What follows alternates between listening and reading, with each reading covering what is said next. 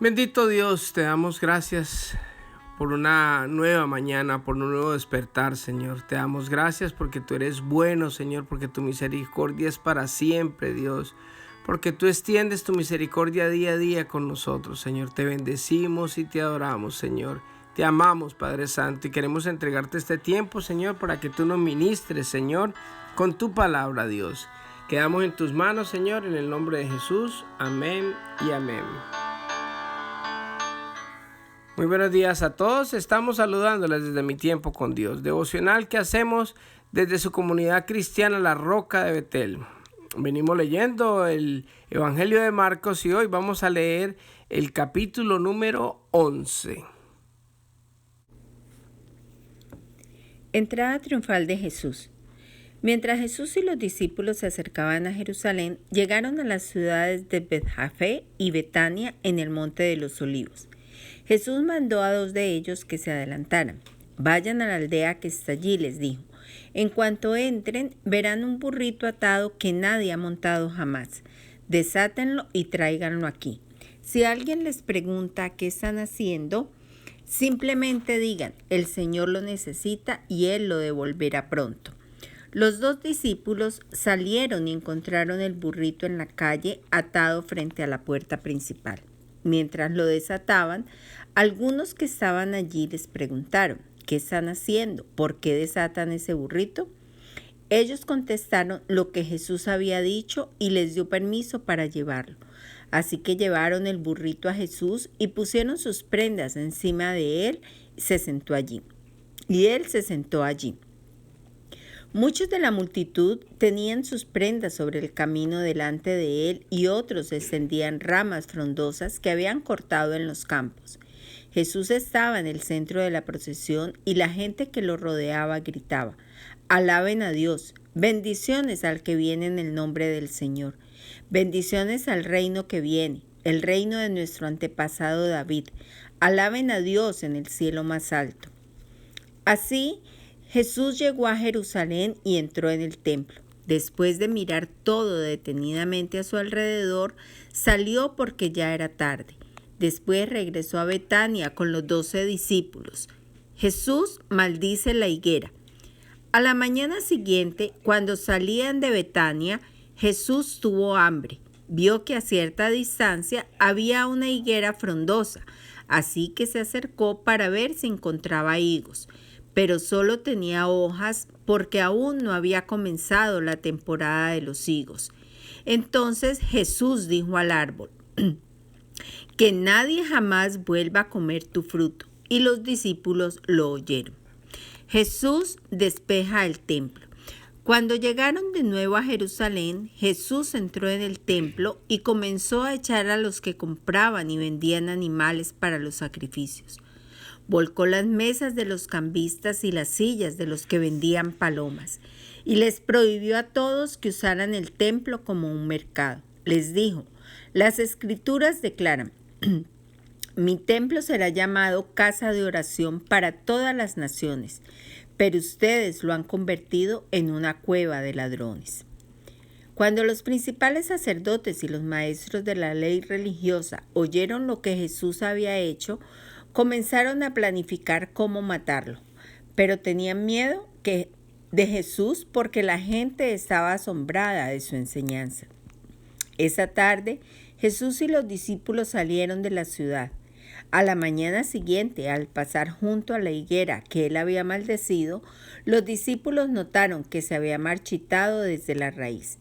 Pedro recordó lo que Jesús había dicho al árbol el día anterior y exclamó, «Mira, Rabí, la higuera que maldijiste se marchitó y murió».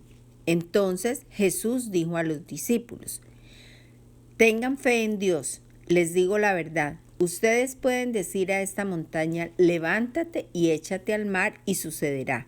Pero deben creer de verdad que ocurrirá y no tener ninguna duda en el corazón. Les digo, ustedes pueden orar por cualquier cosa y si creen que la han recibido, será suya. Cuando estén orando, primero perdonen a todo aquel contra quien guarden rencor, para que su Padre que está en el cielo también les perdone a ustedes sus pecados». Desafían la autoridad de Jesús. Nuevamente entraron en Jerusalén. Mientras Jesús caminaba por la zona del templo, los principales sacerdotes, los maestros de la ley religiosa y los ancianos se le acercaron.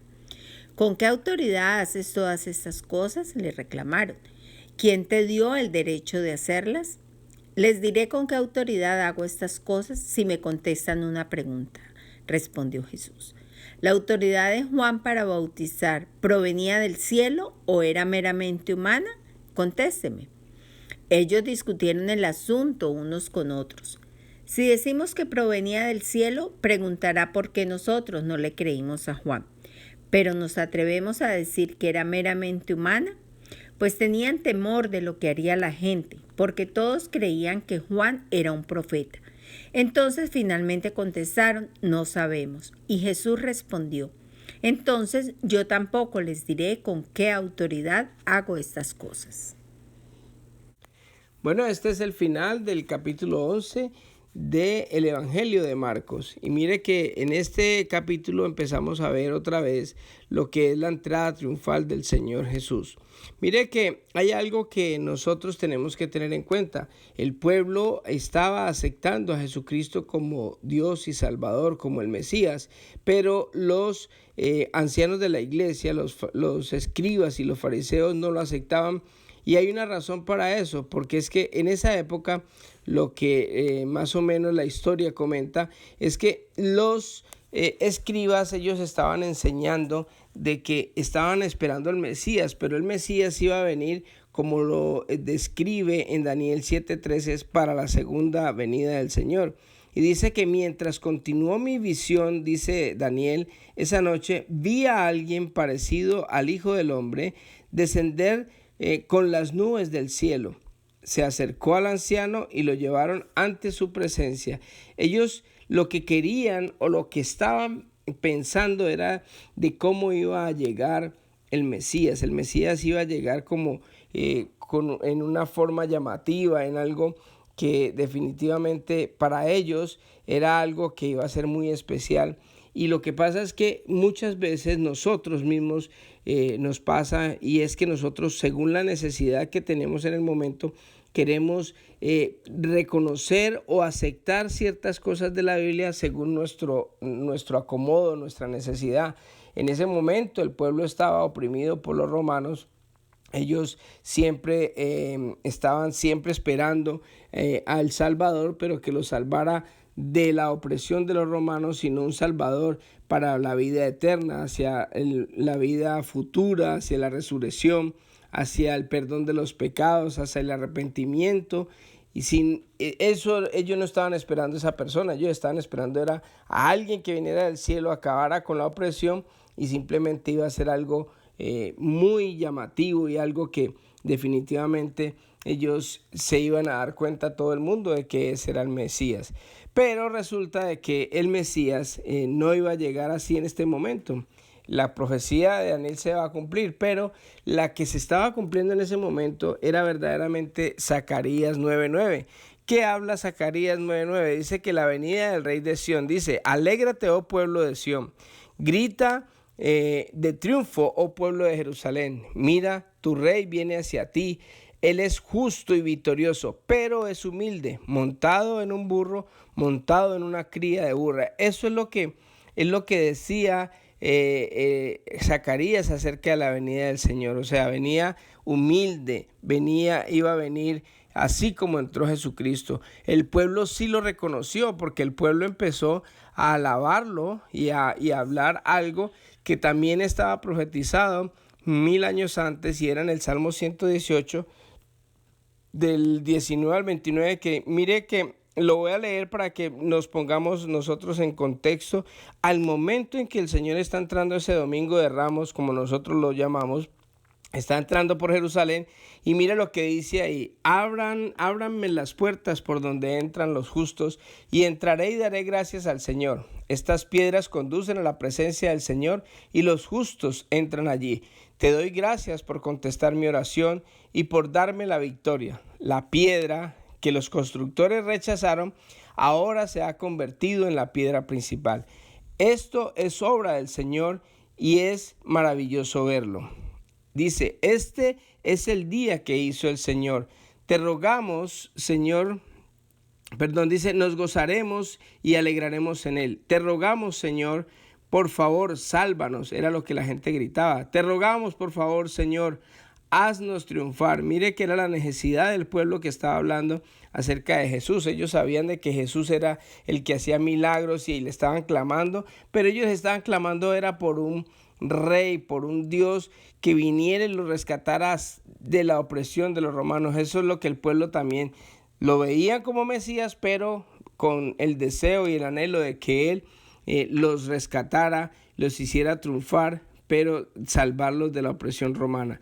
Después dice, el Señor es Dios y brilla sobre nosotros. Lleven el sacrificio y átenlos con cuerdas sobre el altar. Tú eres mi Dios y te exaltaré. Tú eres mi Dios y te exaltaré.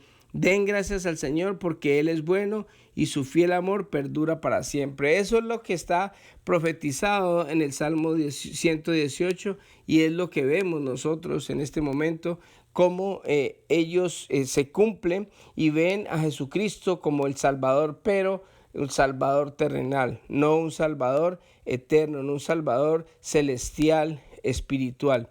Que el reino del Señor no era un reino de aquí de la tierra, sino un reino de los cielos. Por eso en el Padre nuestro dice, Señor, venga a nosotros tu reino. Y ese es el reino que nosotros queremos, el reino de Dios, el reino que supera cualquier gobierno terrenal. Es el gobierno celestial que está por encima de todas las poderes que hay en este mundo, en el cielo, en la tierra y debajo de la tierra, porque ese es nuestro Dios. Después, a la mañana siguiente, el Señor va directo otra vez desde Betania a Jerusalén cuando vio a cierta distancia una higuera frondosa que tenía hojas y se acercó para ver si encontraba higos, pero solo tenía hojas. Mire que el Señor en ese momento maldice a esta higuera y dice que nadie jamás vuelva a comer de tu fruto. Los discípulos lo oyeron y todo el mundo se quedó como sorprendido porque ¿por qué debería de tener esa higuera hojas y no fruto si no era tiempo de fruto? Entonces el Señor lo que nos enseña en este momento es que esa higuera se asemejaba mucho a Israel, que de pronto tenía muchas hojas, era visible, pero no tenía nada de fruto. Y hoy en día también nos enseña eso, porque el Señor no quiere que nosotros tengamos tanta hoja. La hoja es una apariencia, es algo que muestra como si fuera algo fructífero, algo que agradable, y cuando va uno a ver realmente no hay nada de fruto. Y ese es el problema de esta higuera, que muestra muchas hojas pero nada de fruto. Así pueden haber muchos ministerios que muestran muchas hojas pero nada de fruto, y al Señor no le agrada eso. Incluso en la misma vida de uno hay mucha gente que aparenta ser muy piadosa o muy buena, pero simplemente se basa solamente en religiosidad. Que no nos pase eso a nosotros, y es bueno como examinarnos a ver si nosotros verdaderamente estamos dando fruto. ¿Cómo es nuestra vida? ¿Es llena de apariencias? ¿Es llena de hojas? Le mostramos a todas las personas afuera que una cara diferente, pero en el hogar somos otros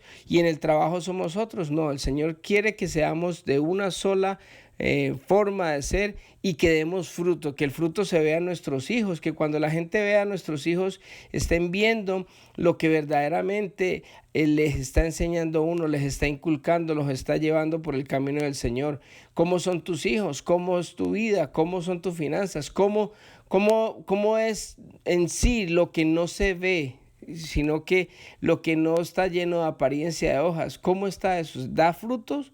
¿O simplemente somos personas que mostramos una vida, aparentamos muchas cosas, pero definitivamente no estamos dando ningún fruto?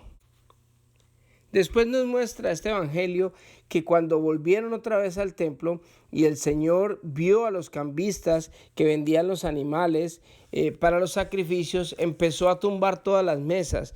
¿Por qué? Porque es que mire que esto se había convertido en un negocio y el Señor detesta y le da mucha rabia cuando se comercializa el Evangelio. El Evangelio, el Señor no cobró un solo peso, un solo dólar por el Evangelio. Él vino y dio gratuitamente la salvación. Por eso estamos en el periodo de la gracia. No hay que pagar nada para ser salvos, no hay que hacer absolutamente nada porque Cristo lo hizo todo en la cruz por nosotros. ¿Cuánto te cuesta la salvación a ti? Nada, pero ¿qué hace la iglesia en esa época? Estaban comercializando, estaban haciendo dinero a costa de la bendición de Dios. O sea, la gente venía arrepentida, venía con dolor en su corazón por los pecados que había hecho, y ellos se aprovechaban de esa circunstancia y le sacaban mucho dinero a las personas, y eso al Señor no le agrada. Cuando se comercializa el Evangelio es para darlo gratis. Es verdad que nosotros como iglesia estamos supuestos a dar los diezmos y las ofrendas para el mantenimiento, y la gente que iba a la iglesia, ellos daban su impuesto para la iglesia, que era más o menos 2 días de trabajo al año, que era una ofrenda que se daba para la iglesia, aparte de los diezmos y las ofrendas, y aparte de eso le cobraban también por los animales para hacer el sacrificio. Así que ellos lo que estaban haciendo era un negocio, y la verdad es que el Señor hace la iglesia como una casa de oración, no como un sitio, como una carnicería, como algo que están a la venta para que la bendición de Dios fluya, y eso no es así. La bendición de Dios es gratuita y nosotros debemos de ser personas que, así como el Señor nos ha rescatado, nos ha salvado, nosotros gratis también tenemos que hacer las cosas para el Señor.